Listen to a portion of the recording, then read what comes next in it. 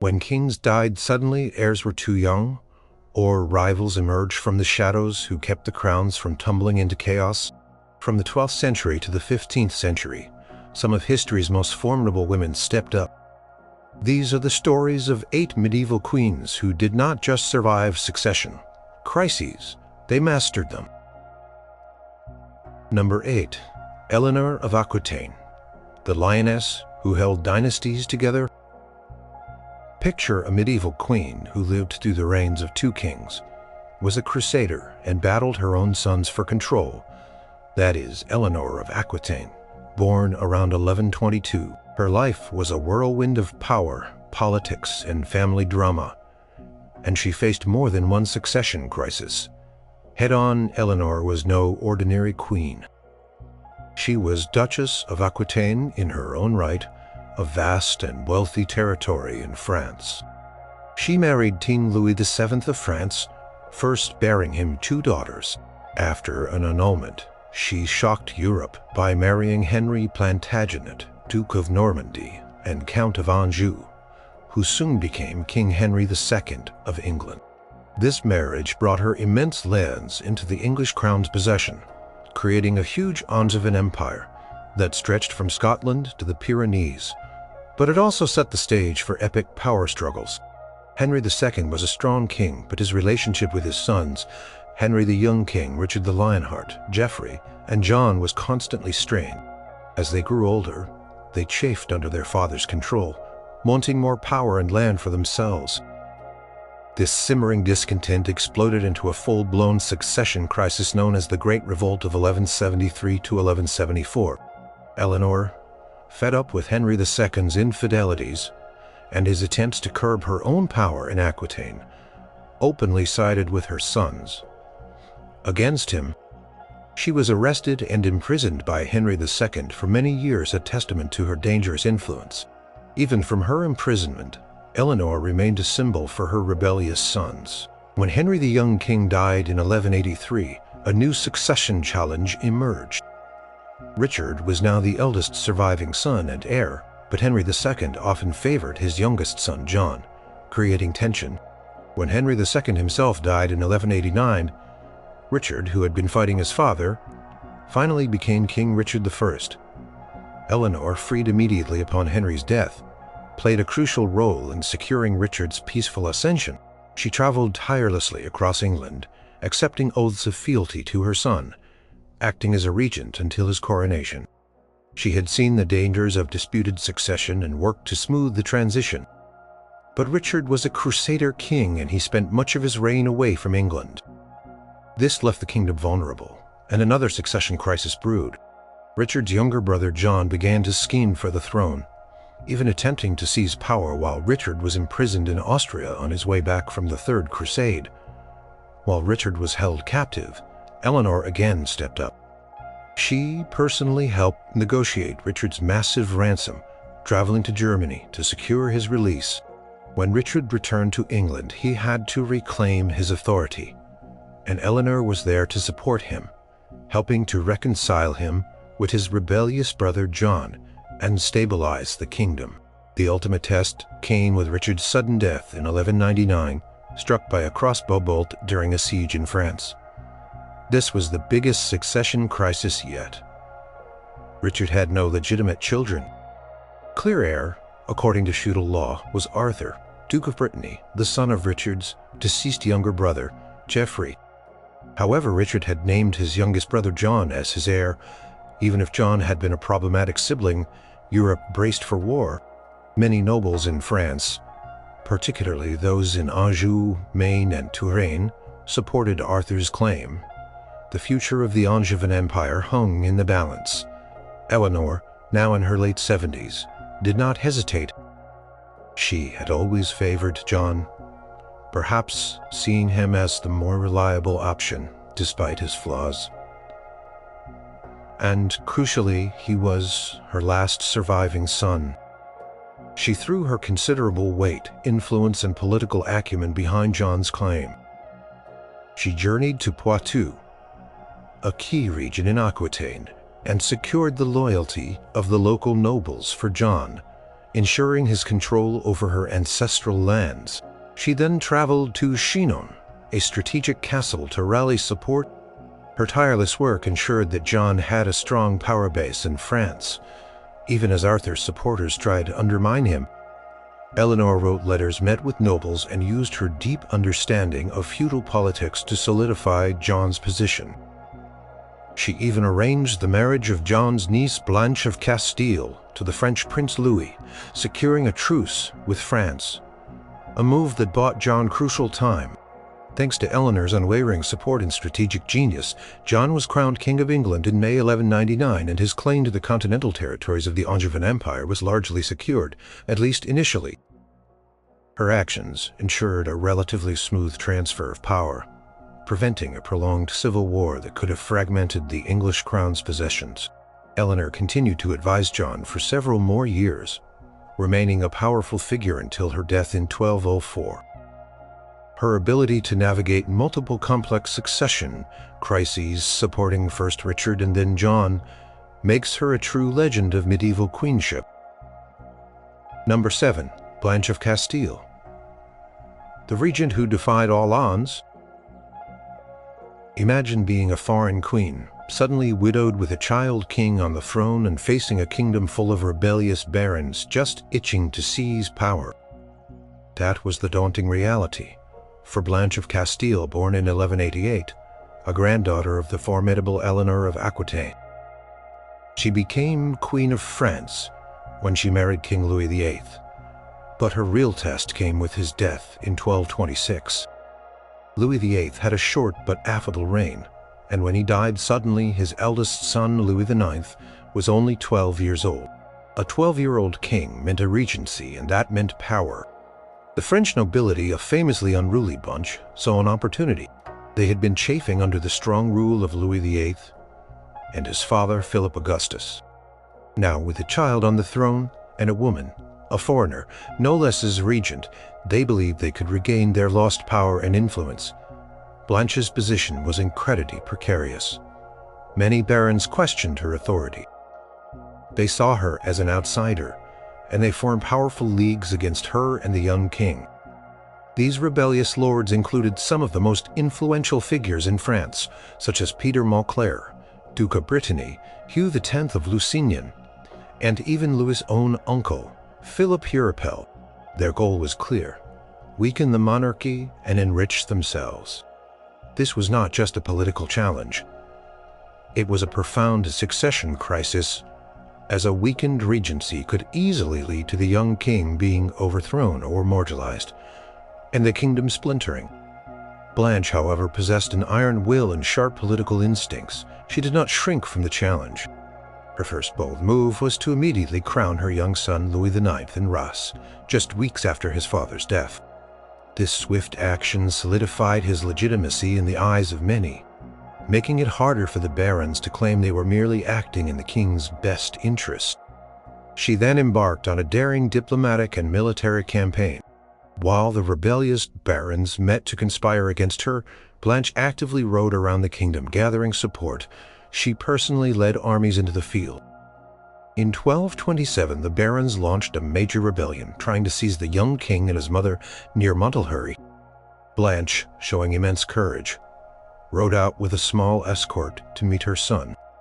When the royal party was trapped, surrounded by hostile forces, Blanche sent an urgent appeal to the Parisian citizens, who rallied to her and Louis's aid, breaking through the blockade and securing their passage. This public display of loyalty and support from the people of Paris was a huge moral victory for Blanche, and a clear sign that she commanded significant popular appeal. Blanche understood that she could not defeat all the rebellious barons at once. She employed a clever strategy of divide and conquer, negotiating separate treaties with individual lords, often offering concessions to some while isolating and striking against others. She skillfully played on their rivalries and ambitions. For example, she bought off some lords with financial payments or strategic marriages, while others she subdued by force. Key moment came with the campaign against Hugh X of Lusignan in 1227. Blanche, leading the royal army, besieged and captured his castles, forcing him to submit. She also dealt firmly with the Count of Brittany, Peter Mauclair, a persistent rebel. Through a combination of military pressure and diplomatic maneuvering, including forming alliances with influential church leaders, and even Pope Gregory IX, Blanche systematically dismantled the baronial coalition. Her regency was also marked by her commitment to the education of Louis IX. She ensured he received a rigorous moral and intellectual upbringing, instilling in him the values of justice and piety that would later define his reign as St. Louis. By protecting and nurturing her son, she was not just securing his throne, but preparing him to rule effectively, ensuring a stable future for the Capetian dynasty. By the time Louis IX came of age in 1234, Blanche had not only preserved the kingdom from civil war, but had actually strengthened the royal authority significantly. The rebellious barons had been humbled, royal administration was more centralized, and the young king was ready to rule. Her reign as regent, lasting for 8 years, is considered one of the most successful in French history. She faced a succession crisis that threatened to tear France apart, and emerged victorious, ensuring her son's secure and long reign. Number 6. Isabella of France, the she-wolf who rescued the kingdom. In the early 14th century, England was ruled by King Edward II, a monarch whose reign was plagued by unpopular favorites, military defeats, and political instability. His queen, Isabella of France, born around 1295, was a princess of the powerful Capetian dynasty and daughter of King Philip IV of France. Initially, her marriage to Edward was meant to forge a strong alliance between England and France, but it descended into one of history's most dramatic power struggles, culminating in a devastating succession crisis. She masterfully navigated. Edward II's reign was marked by his intense devotion to a series of male favorites, most notably Piers Gaveston, and later Hugh Despenser the Younger. These relationships alienated the English nobility, who felt excluded from royal power and saw their influence diminished.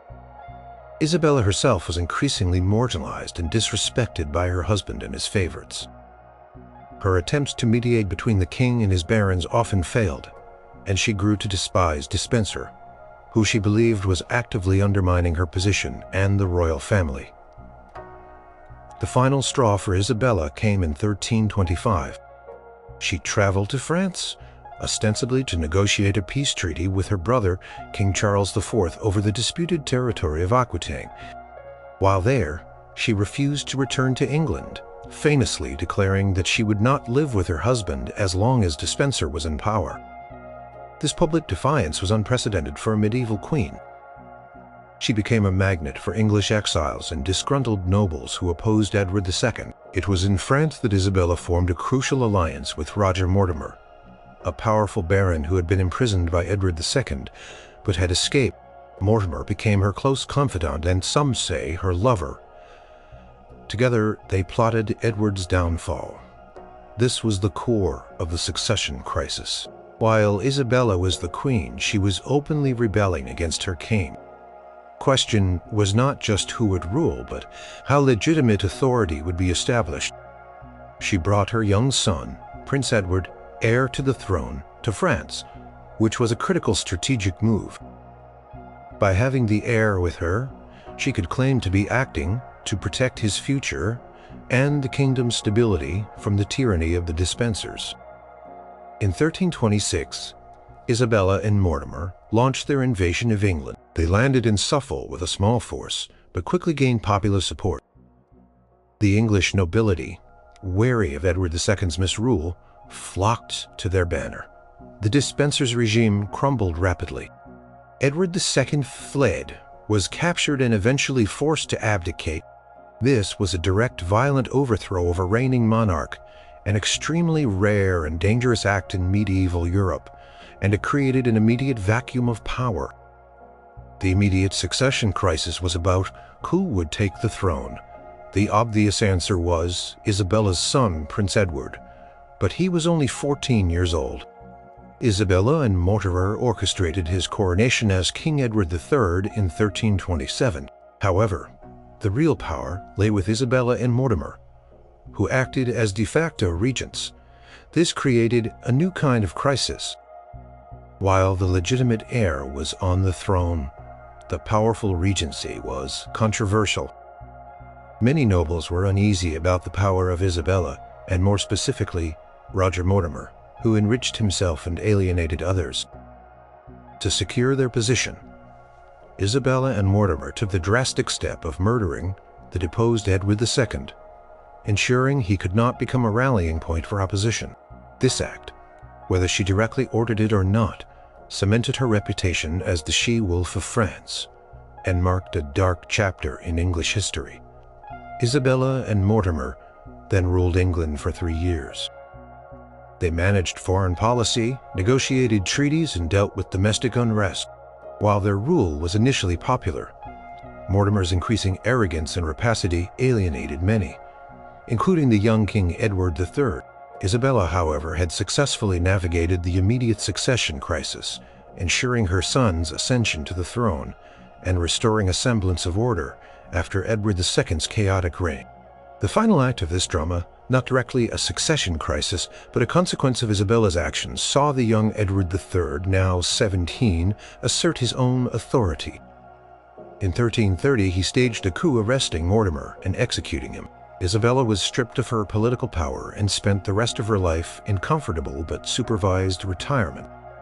Though her period of direct rule ended, she had secured the Plantagenet dynasty through her son, ushering in the long and prosperous reign of Edward III. Her ruthless determination and political cunning undeniably resolved the crisis of Edward II's failing rule and ensured the survival of her bloodline on the English throne.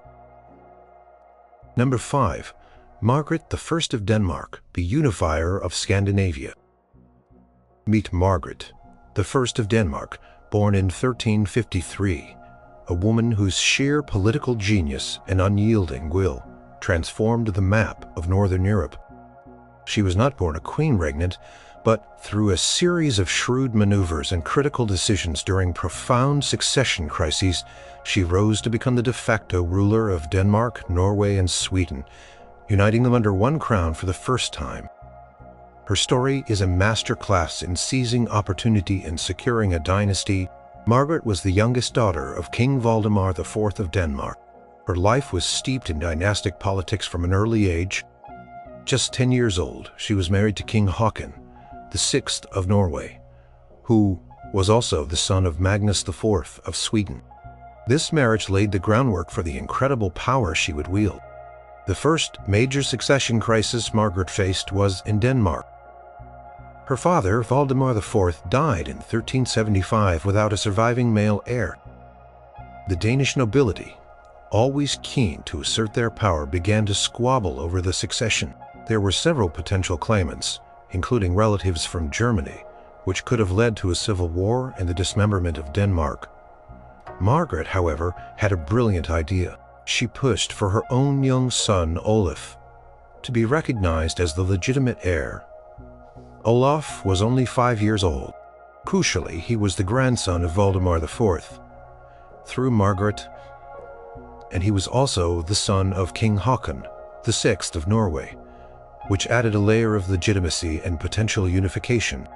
Through her mother's strong influence and her own diplomatic skill, Margaret managed to convince the Danish council to elect Olaf as King of Denmark. This was a remarkable feat as she outmaneuvered other powerful contenders. Upon Olaf's coronation in 1376, Margaret immediately stepped in as his regent, taking control of the Danish government. She efficiently quelled any lingering opposition and began to consolidate royal power, much to the chagrin of the very nobles who had elected her son. Then a second succession crisis presented itself, opening an even greater opportunity. In 1380, King Håkon VI of Norway, Margaret's husband and Olaf's father, died. This meant that Olaf, already King of Denmark, now also inherited the Norwegian throne. Margaret became regent for Norway as well. Governing two kingdoms through her young son, this brought her immense power and prestige. However, The greatest challenge and opportunity came with Olaf's unexpected death in 1387, at the age of 17, with no heirs. This was a catastrophic succession crisis for both Denmark and Norway. Who would rule? The Danish nobility, having seen Margaret's effective rule and perhaps fearing renewed instability, took an unprecedented step. They elected Margaret as ruler of Denmark, effectively making her queen regnant, even though the title of queen regnant was not typically recognized in Denmark. Shortly after, the Norwegian nobles followed suit, recognizing her as their ruler. She adopted her great-nephew Eric of Pomerania as her heir, ensuring a future for the dynasty. But Margaret's ambitions did not stop there. The biggest prize was Sweden. Sweden was then ruled by King Albert of Mecklenburg, who had been placed on the throne by Swedish nobles who had rebelled against Magnus IV, Håkon VI's father. However, Albert was an unpopular ruler seen as a foreign tyrant who favored his German relatives. Swedish nobles, particularly those who had supported the former dynasty, appealed to Margaret for help. Margaret seized this moment. She saw the chance to unite all three Scandinavian kingdoms. In 1389, she invaded Sweden with a Danish-Norwegian army. At the Battle of Waal, her forces decisively defeated Albert of Mecklenburg. Albert was captured, and Margaret became the effective ruler of Sweden.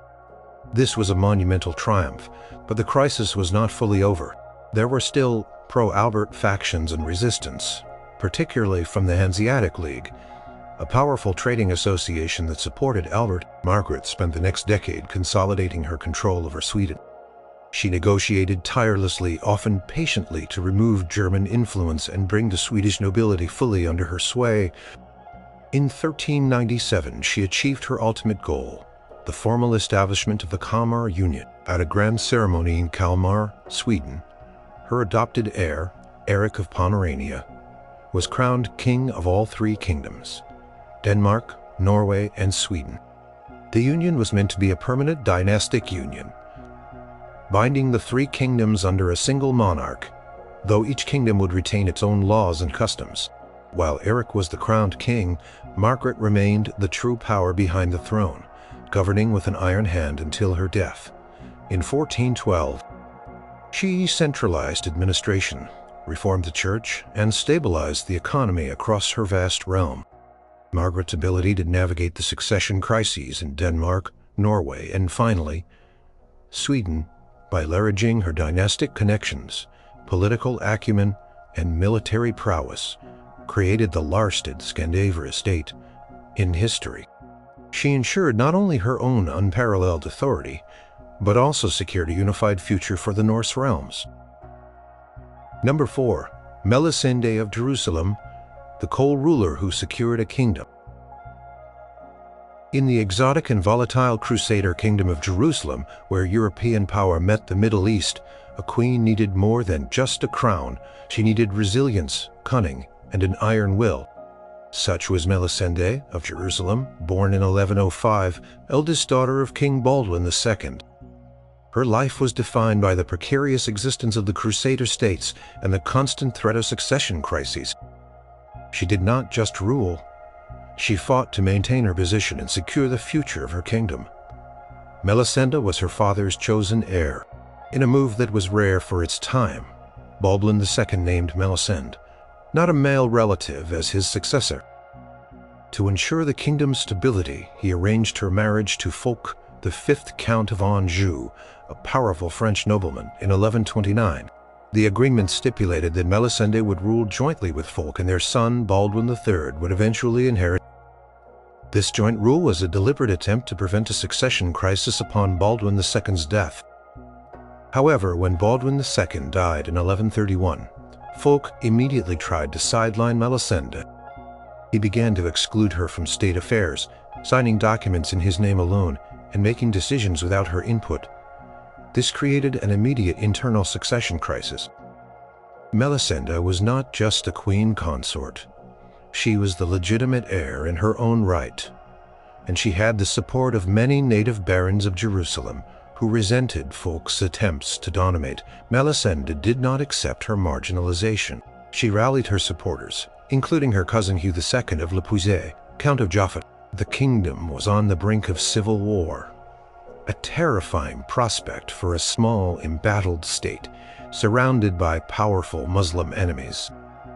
The nobles of Jerusalem openly sided with Melisende, demanding that Fulk acknowledge her rights. The crisis reached its peak when Hugh of Le Puiset was accused of treason, and an assassination attempt on him was made. This incident solidified Melisende's support among the barons, who saw it as an attempt by Fulk to eliminate her loyal allies. Fulk, realizing he faced widespread opposition and risking the collapse of the kingdom, was forced to back down. He publicly reconciled with Melisende. From 1136 onwards, Melisende's name appears on all royal documents. Alongside Fulk's, coins were even minted with both their images. She became the true co-ruler, actively participating in governance, leading the royal council, and conducting diplomacy. She had successfully navigated her first succession crisis, asserting her rightful place on the throne. The next challenge came with Fulk's sudden death in 1143, when he was killed in a hunting accident. Their eldest son, Baldwin III, was only 13 years old. This immediately plunged the kingdom into another succession crisis, as a minor king meant a regency, and competing factions always sought to control it. Melisende, by all rights, was the natural regent. But the question was, would she rule alone? Or would she face challenges from those who wanted to control the young king? Melisende did not hesitate. She immediately took up the reins of government, acting as regent for her young son. She held the support of the church and a significant faction of the nobility. Her firm hand was crucial during this period. She made important political appointments, managed the kingdom's finances, and crucially led the response to the fall of Edessa, a key crusader state, in 1144. This event led to the Second Crusade. Melisende played a major role in organizing the defense of the kingdom and communicating with the arriving crusaders, including King Louis VII of France and Emperor Conrad III of Germany. However, as Baldwin III grew older, he began to resent his mother's continued control. He wanted to rule in his own right, and a new power struggle, another succession crisis of sorts, emerged between mother and son. In 1152, Baldwin III demanded sole authority. The High Court of Jerusalem, tasked with resolving the dispute, sided with neither fully. They proposed dividing the kingdom between mother and son, with Melisende retaining control of the wealthy territory of Nablus, and Baldwin taking Jerusalem and Acre. Melisende, ever the political strategist, initially accepted this. However, Baldwin, pushed by ambitious courtiers, soon violated the agreement, invading Nablus. This led to open conflict. Melisende and her supporters retreated to the Tower of David in Jerusalem, a fortified citadel. The situation was tense and a full-blown civil war seemed imminent, which would have been disastrous for the fragile kingdom. Again, Melisende demonstrated her incredible strength and political acumen. While Baldwin III besieged her in the Tower of David, Melisende realized that a prolonged conflict would only weaken the kingdom against its enemies. She negotiated a surrender on her own terms, ensuring her security and her substantial estates. Crucially, she retained considerable influence and respect. Even after her formal regency ended, Baldwin III often consulted her on important matters of state. Recognizing her wisdom and experience, she continued to manage territories and act as an advisor. Melisende died in 1161, having successfully navigated not one but 3 distinct succession crises, asserting her right to co-rule, securing her regency for her minor son, and then skillfully managing the transition of power to her adult son without completely destroying the kingdom. She secured the continuity of the ruling dynasty and for a time brought stability to a kingdom constantly on the brink. Number 3. Constance of Sicily, the empress who saved her son's empire. The late 12th century was a time of epic power struggles between the Holy Roman Empire and the papacy, with the wealthy kingdom of Sicily caught in the middle. At the heart of this storm was Constance of Sicily, born in 1154, the last legitimate heir of the Norman kings of Sicily. Her life was a dramatic tale of arranged marriages, political intrigue, and an unwavering fight to secure her son's inheritance against immense opposition. She ensured the survival of one of medieval Europe's most famous rulers. Constance's fate was sealed when she was engaged to Henry VI, son of the Holy Roman Emperor Frederick Barbarossa, in 1184. This marriage was a political earthquake. It threatened to unite the powerful Holy Roman Empire of Germany and Italy with the strategically vital and wealthy Kingdom of Sicily, surrounding the papacy and creating a superstate. The papacy, naturally, was terrified.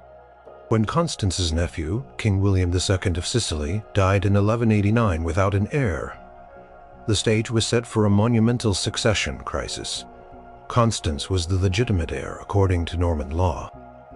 However, a local noble, Tancred, an illegitimate cousin, seized the Sicilian throne with the support of many Sicilian nobles and the papacy, who desperately wanted to prevent the German Hohenstaufen dynasty.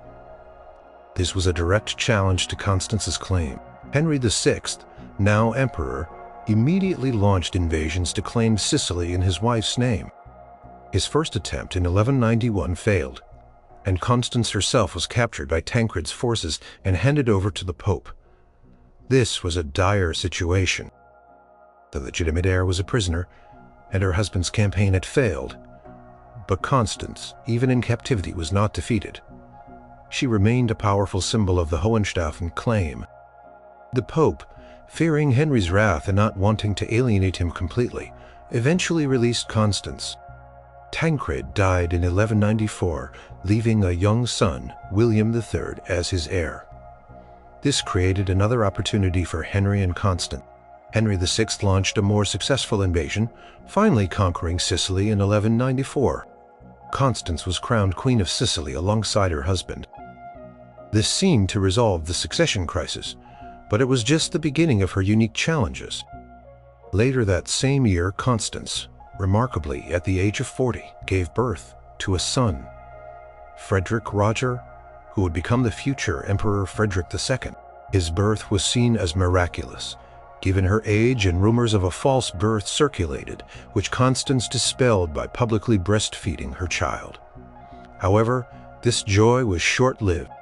Henry VI, having unified his vast empire, died suddenly in 1197. Only 3 years after their son's birth. This was the ultimate succession crisis for Constance. Her husband was dead. Her infant son, Frederick, was only 3 years old, and the Holy Roman Empire was plunged into a new succession dispute between Henry's brother, Philip of Swabia, and the rival Otto IV. Sicily was ripe for rebellion. Constance, now sole ruler and regent for her young son, faced the immense task of securing Frederick's claim to the Kingdom of Sicily and his imperial future. Constance, a woman of deep political wisdom, made a series of bold and strategic decisions. First, she immediately broke off Sicily's ties with the Holy Roman Empire, effectively separating the two crowns that her husband had fought so hard to unite. This was a shocking move, but it was essential to secure Sicily for her son. She knew that trying to hold both crowns for an infant against powerful rivals would be impossible. Second, she formally recognized the papacy's feudal overlordship of Sicily, making her son a papal vassal. This was a pragmatic move, gave her powerful protection from the Pope, Innocent III against any German claims on Sicily and against rebellious Sicilian barons.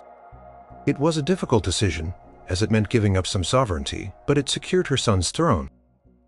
Third, she purged her court of German officials and appointed native Sicilians, signaling her commitment to Sicilian independence and placating local nobles who resented German rule. She also re-established order in the kingdom, which had been destabilized by Henry VI's heavy-handed rule. Crucially, Constance named Pope Innocent III as the guardian of her son Frederick.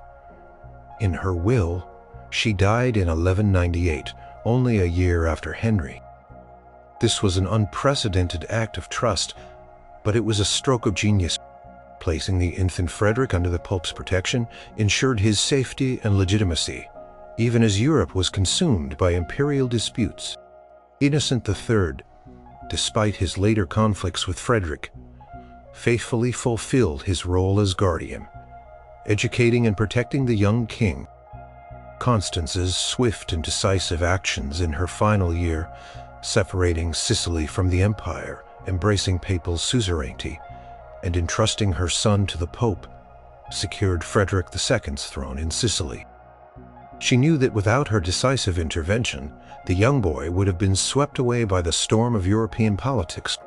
Her legacy is not just surviving the crisis, but creating the conditions for her son to become one of the most powerful and fascinating figures of the Middle Ages, the Stupor Mundi, or Wonder of the World.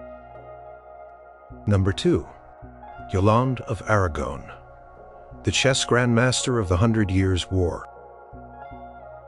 During the darkest days of the 100 Years' War, when France seemed on the verge of total collapse, a woman nicknamed the Queen of Four Kingdoms emerged as a master strategist. Yoland of Aragon, born in 1384, was not a reigning queen of France, but through her sheer political brilliance and unwavering determination, she played a pivotal role in ensuring the survival of the Valois dynasty and the eventual triumph of her son-in-law. Her life was a constant navigation of succession crises, both for her own family and for the French crown. Yolande was a princess of Aragon, a powerful kingdom in Spain.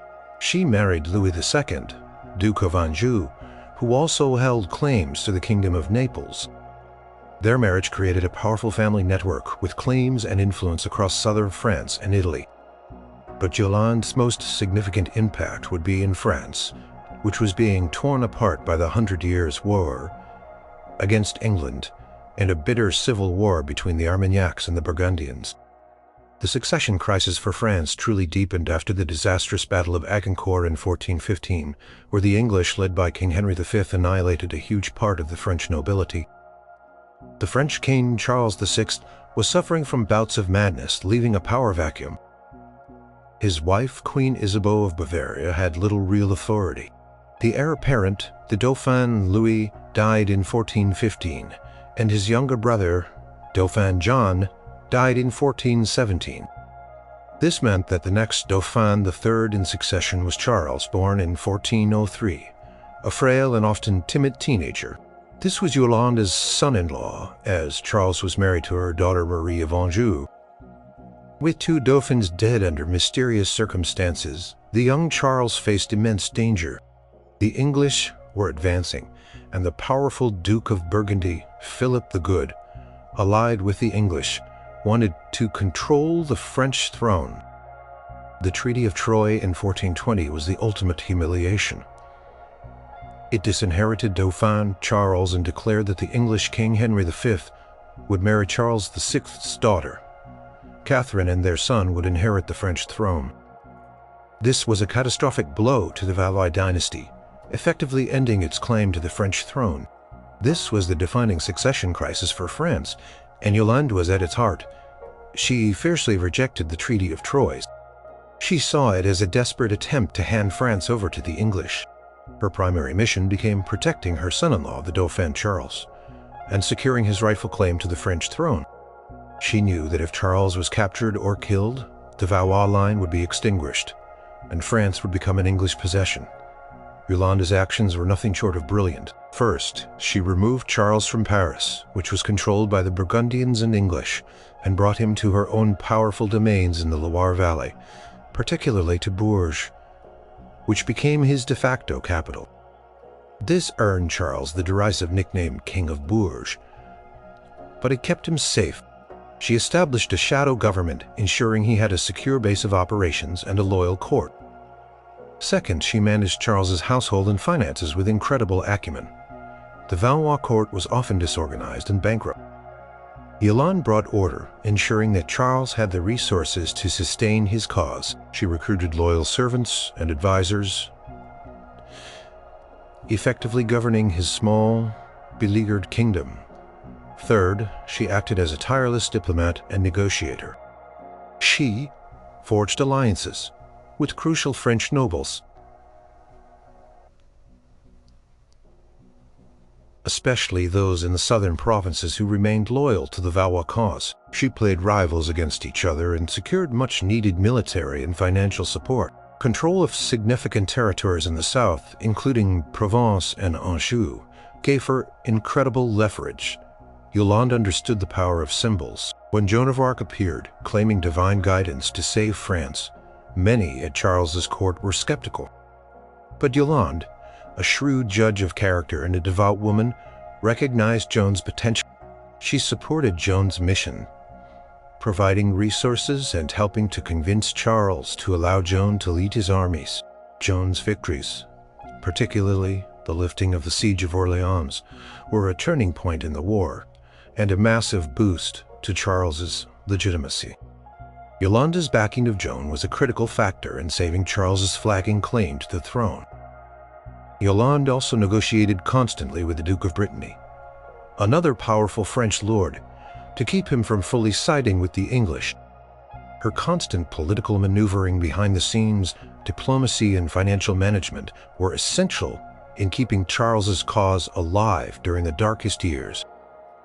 She even engineered the defection of important figures from the Burgundian camp, further weakening the English alliance. By the time of her death in 1442, Yolande had seen her son-in-law crowned King Charles VII in Reims, a pivotal moment that firmly established his claim to the throne, and was only made possible by Joan of Arc's victories. She had battled English invasion, civil war, and the political weakness of her son-in-law, and she had secured the succession of the Valois dynasty. Her extraordinary influence and strategic brilliance earned her the title, the true mother of the French monarch. She did not just survive a succession crisis, she orchestrated its complete reversal, securing a future for France. Number 1. Barenaria of Castile. The queen who secured an empire by abdication. In the Kingdom of Castile, a powerful and often turbulent realm in the Iberian Peninsula, a remarkable queen emerged in the early 13th century, who did not just secure her dynasty, that solidified her son's power and established him as one of Spain's greatest kings. That was Berengaria of Castile. Born in 1180, a woman whose political astuteness and personal sacrifice ensured a stable succession. Berengaria was the eldest daughter of King Alfonso VIII of Castile and Eleanor of England. Daughter of the famous Eleanor of Aquitaine, she was raised with a keen understanding of politics and diplomacy, marrying King Alfonso IX of Leon in 1197. This marriage was intended to unite the two powerful Iberian kingdoms, but it was plagued by disputes with the papacy over their close kinship. Berengaria and Alfonso had several children, including Ferdinand, born in 1199. However, the Pope eventually annulled their marriage in 1204 due to their consanguinity, forcing Berengaria to return to her father's court in Castile, taking her children with her. This separation of the royal children from their father in Leon created a potential succession issue. As Alfonso IX remarried and had children with his new wife, Teresa of Portugal, Ferdinand's claim to Leon was now disputed. The most significant succession crisis for Berengaria came with the death of her father, King Alfonso VIII of Castile, in 1214. Her younger brother Henry I, a child of only 10, inherited the throne. This meant a regency, and naturally various powerful noble factions began to vie for control of the young king in the kingdom. Berengaria was named as the regent, but her position was immediately challenged by her uncle, Alvaro Núñez de Lara, who seized power. And the young king? This was a direct threat to the legitimate succession and Berengaria's authority. Berengaria, despite being outmaneuvered initially, did not give up. She was a master of patience and strategic alliances. She cultivated support among the Castilian nobility and important cities, steadily building a network of loyalists while Alvaro Núñez's harsh rule alienated many. She worked behind the scenes, using her diplomatic skills to rally support against the usurpation of her regency. Crisis escalated dramatically in 1217, when young King Henry I died suddenly from an accidental blow to the head.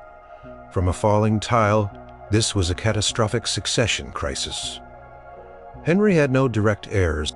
According to Castilian law, Berengaria, as the eldest legitimate daughter of Alfonso VIII, was the rightful heir to the Castilian throne. At this pivotal moment, Berengaria made a move that shocked everyone and secured her family's future. Instead of claiming the throne for herself, she immediately abdicated in favor of her 18-year-old son Ferdinand. This was a brilliant tactical decision.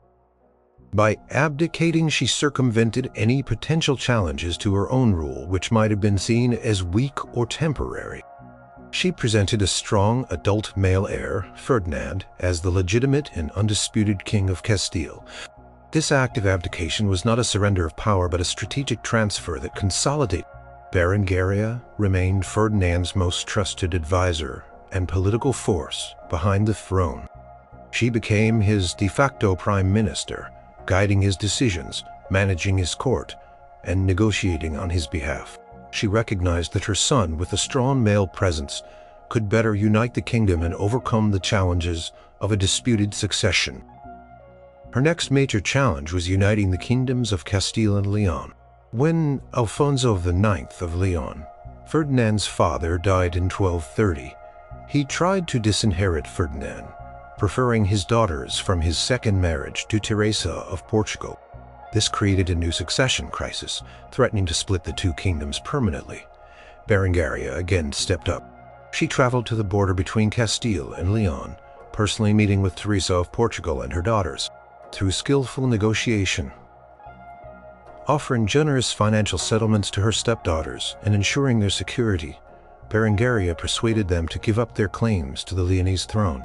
This negotiation, known as the Pact of Loster-Sirius, was a diplomatic masterpiece. It averted a civil war between Castile and Leon and united the two kingdoms under Ferdinand III, creating the foundation of what would become the Kingdom of Spain. Berengaria spent the rest of her life as Ferdinand's constant advisor, managing foreign policy, overseeing domestic affairs, and ensuring stability during his long and successful reign. She was instrumental in shaping Ferdinand into a formidable ruler known as Ferdinand the Saint, who would conquer much of Andalusia from the Moors. Her decision to abdicate, far from being a weakness, was an act of profound political strength, ensuring a secure and stable succession that benefited her son and the future of Castile for centuries.